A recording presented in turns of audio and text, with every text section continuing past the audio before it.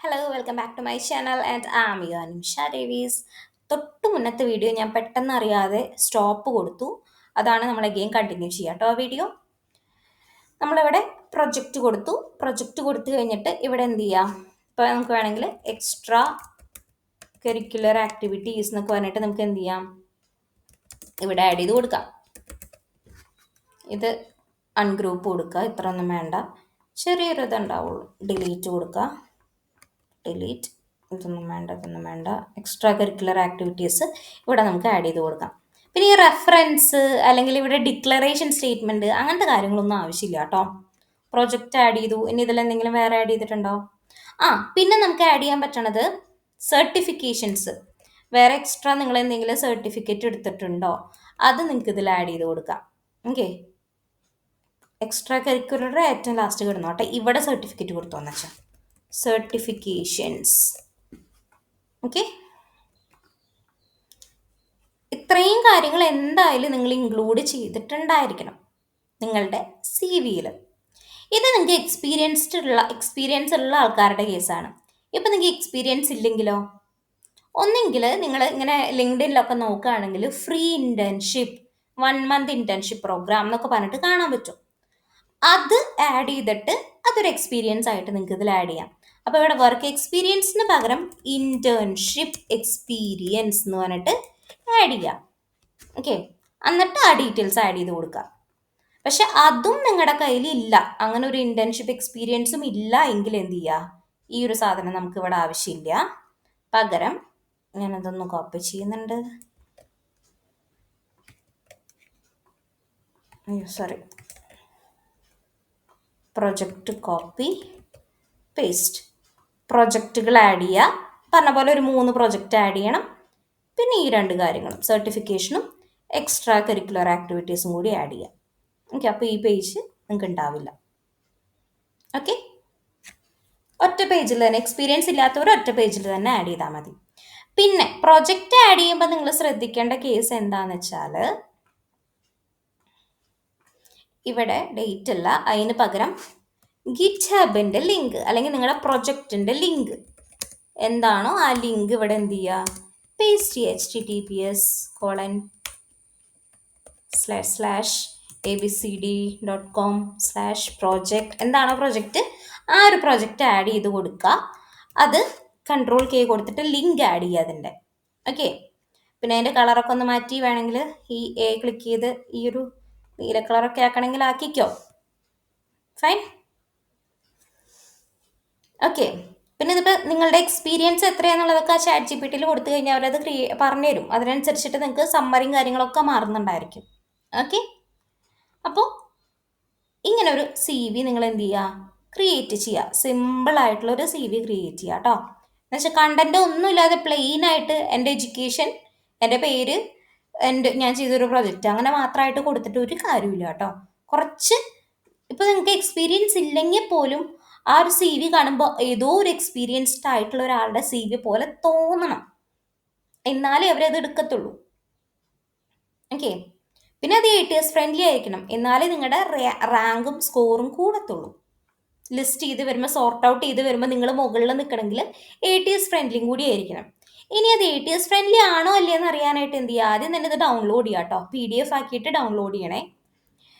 ATS friendly ആണോ അല്ലേ എന്ന് അറിയാനായിട്ട് നിങ്ങൾ ഏത് ജോലിക്കാണോ അപ്ലൈ ചെയ്യണത് ആ ജോലിയുടെ ഡിസ്ക്രിപ്ഷൻ കോപ്പി ചെയ്യുക.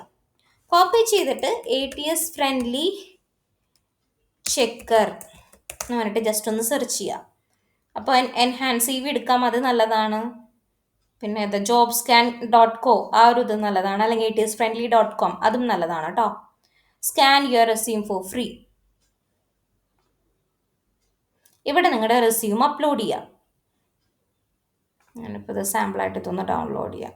പേര് മാറ്റാം കേട്ടോ. വേറൊരു കാര്യം, നിങ്ങളുടെ പേര് ഇവിടെ കൊടുക്കുക, നിമിഷ ഡേവീസ് _ ഞാനിവിടെ എന്താണോ ജോബ് റോൾ ആ ജോബ് റോൾ കൊടുക്കണം. സീനിയർ ഡാറ്റ അനലിസ്റ്റ് അങ്ങനെ കൊടുക്കണം പേര് കേട്ടോ. അതല്ലാതെ നിമിഷ ഡേവിസ് 1, നിമിഷ ഡേവിസ് 2 അങ്ങനത്തെ രീതിയിൽ കൊടുക്കരുത്. അത് കംപ്ലീറ്റ്ലി നെഗറ്റീവ് ആയിരിക്കും നിങ്ങൾക്ക് വരുന്നുണ്ടാവാം. ഓക്കെ, അതെന്ത് ചെയ്യുക, ഡൗൺലോഡ് കൊടുക്കുക. അപ്പം ഇങ്ങനെ നിങ്ങൾ ഈ ഗിറ്റബിൻ്റെ ലിങ്ക് ഈ ഒരു ഐക്കണൊക്കെ അപ്ഗ്രേഡ് ചെയ്യാനായിട്ട് പറയുന്നുണ്ടായിരിക്കും. അങ്ങനെ വരുന്നുണ്ടെങ്കിൽ ഈ 3 ഡോട്ട് ക്ലിക്ക് ചെയ്തിട്ട് ഡൗൺലോഡ് ഫ്രീ വാട്ടർമാർക്ക് ഡ്രാഫ്റ്റ് കൊടുത്താൽ മതി. അപ്പോൾ ഗിറ്റബിൻ്റെ ലിങ്കിൻ്റെ അവിടെ ഒരു ചെറിയൊരു വാട്ടർമാർക്ക് വരാം. അതങ്ങനെ ആരും നോക്കത്തില്ല കേട്ടോ. ഇനി എന്ത് ചെയ്യുക, അങ്ങോട്ട് ഡ്രാഗ് ആൻഡ് ഡ്രോപ്പ് ചെയ്യുക. എന്നിട്ട് ഇവിടെ നിങ്ങൾക്ക് കാണാൻ പറ്റും, ഇവിടെ സാമ്പിളായിട്ട് അവർ തരുന്നുണ്ടായിരിക്കും. ഇപ്പോൾ ഇതിൽ എനിക്ക് വേണ്ടത് ഇപ്പം ഏതാ, ബിസിനസ് ഇൻ്റലിജൻസ് അനലിസ്റ്റ്. കണ്ടോ, ഒരു സാമ്പിൾ ഡിസ്ക്രിപ്ഷൻ തരുന്നുണ്ടാവും. അതല്ലെങ്കിൽ നിങ്ങളുടെ ജോബ് റോൾ ഏതാണോ അത് കോപ്പി ചെയ്യുക, അതിവിടെ പേസ്റ്റ് ചെയ്യുക. ഓക്കെ, എന്നിട്ട് സ്കാൻ കൊടുക്കുക. അപ്പം നിങ്ങൾക്ക് അതിൻ്റെ പെർസെൻറ്റേജ് കിട്ടും. ഇതിലിപ്പോൾ എന്തായാലും വളരെ കുറവായിരിക്കും മാർക്ക് കിട്ടുക, പെർസെൻറ്റേജ് കിട്ടുക. കാരണം എന്താണ്, നമ്മൾ ജസ്റ്റ് ഡമ്മി ഡാറ്റ കൊടുത്തു നോക്കുന്നത്, അതിലുള്ള ഡാറ്റ തന്നെയാണ് അതിലുള്ളത്, വേറെ ചേഞ്ചൊന്നും വരുത്തിയിട്ടില്ല. ഓക്കെ, കണ്ടപ്പോൾ ഇതിൽ 47 വന്നിട്ടുള്ളൂ. എന്തൊക്കെയാ, നമ്മുടെ അഡ്രസ്സ് അതിൽ കറക്റ്റായിട്ട് വന്നിട്ടില്ല, ലൊക്കേഷൻ മാച്ച് ആയിട്ടില്ല, പിന്നെ വർക്ക് ഹിസ്റ്ററി, പ്രൊഫഷണൽ എക്സ്പീരിയൻസ് അതിലില്ല, അത് ഞാൻ റിമൂവ് ചെയ്തിട്ടുണ്ടായിരുന്നു. ഇല്ലേ, പ്രൊഫഷണൽ എക്സ്പീരിയൻസ് എന്നുള്ളത് ഞാൻ അതിൽ ആഡ് ചെയ്തിട്ടില്ല, പ്രൊജക്ട്സ് ആണ് എടുക്കുന്നത്. ഓക്കെ, ഇനി ജോബ് ടൈറ്റിൽ ഇവിടെ കൊടുത്തു നോക്കുന്നത് ബിസിനസ് ഇൻ്റലിജൻസ് അനലിസ്റ്റ് ആണ്, പക്ഷേ എൻ്റെ കയ്യിൽ എടുക്കുന്നത് എന്താ, സീനിയർ ഡാറ്റ അനലിസ്റ്റ് ആണ്. ഓക്കെ, പിന്നെ സ്കിൽസുകൾ, അവർ പറഞ്ഞ സ്കിൽസുകൾ കുറേ എണ്ണം എൻ്റെ ഇല്ല. അങ്ങനെ രീതിയിൽ നമുക്കിവിടെ സ്കോർ കാണാൻ പറ്റും.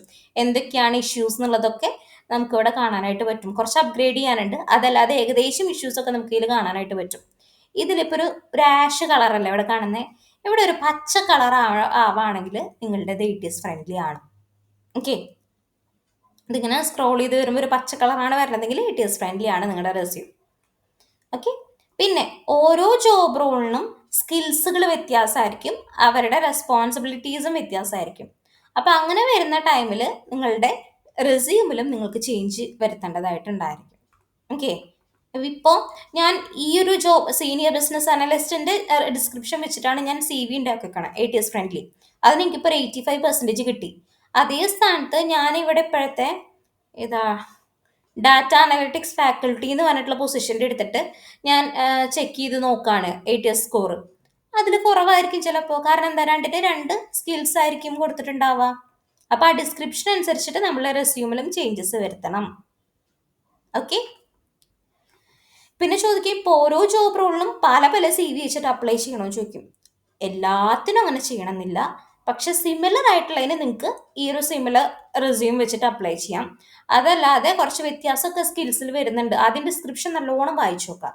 അങ്ങനെ വരുന്നുണ്ടെങ്കിൽ അതിന് നിങ്ങൾ ചേഞ്ചസ് വരുത്തണം എന്തായാലും. Okay, so that's of for this video. അപ്പോൾ 2 വീഡിയോ ആയിട്ടാണ് ഞാനിത് അപ്ലോഡ് ചെയ്ത് നോക്കുന്നത്. നേരത്തെ വീഡിയോ അറിയാതെ ഓഫായി പോയതാണ്.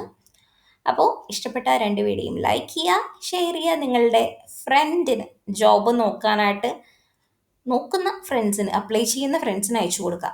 Okay, by.